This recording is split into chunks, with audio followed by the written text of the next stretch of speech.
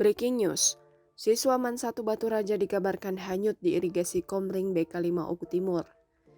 Agus Bayu Zeni, 16 tahun, seorang siswa MAN 1 Batu Raja dikabarkan hanyut tenggelam di saluran irigasi Komring BK5, Desa Karangtengah, Kecamatan Buai Madang Timur, Kabupaten Oku Timur, pada Rabu 16 Juni 2021 sekitar pukul 17.30 waktu Indonesia Barat.